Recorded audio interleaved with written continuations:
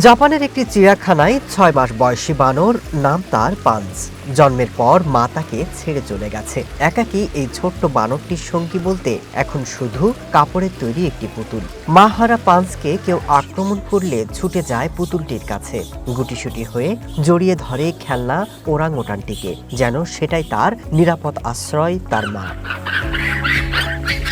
২০২৫ সালের জুলাইয়ে জন্ম নেওয়া পাঞ্চ জন্মের পরপরই মায়ের কাছ থেকে বিচ্ছিন্ন হয়ে পড়ে। তাকে পরিত্যক্ত অবস্থায় পাওয়া যায়। এরপর থেকে চিড়িয়াখানা তত্ত্বাবধায়করাই তাকে হাতে ধরে বড় করছেন। মায়ের অনুপস্থিতিতে তাকে সান্ত্বনা দিতে দেওয়া হয় কম্বল আর নরম খেলনা। কিন্তু একটি ওরাংওটাং পুতুলের সাথে তার বিশেষ সখ্যতা গড়ে ওঠে। এখন সেটি তার সারাক্ষণের সঙ্গী।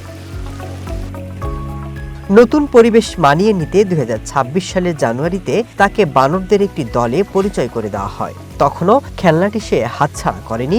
অনেকেই ঘটনাটিকে হৃদয় বিদারক বলেও বর্ণনা করেছেন। আমরা যখন পাঁচকে দেখি বেশ মায়া হয়। সে যখন মাকে হারিয়ে ফেলে তার কাছে কিছুই ছিল না, তখন এই পুতুলটিকে শাপন করে নিয়েছে। বিশেষজ্ঞদের মতে মায়েদের থেকে বিচ্ছিন্ন শিশু প্রাণীদের ক্ষেত্রে এমন বস্তু মানসিক স্থিতি তৈরিতে বিশেষ গুরুত্বপূর্ণ ভূমিকা রাখে। এখন পাঞ্চ ধীরে ধীরে বড় হচ্ছে, তবু এখনো সে শক্ত করে ধরে রাখে সেই পুতুল মাকে, যে তাকে সার্বক্ষণিক নিরাপত্তার অনুভূতি দেয়। Masud Rana, one international desk.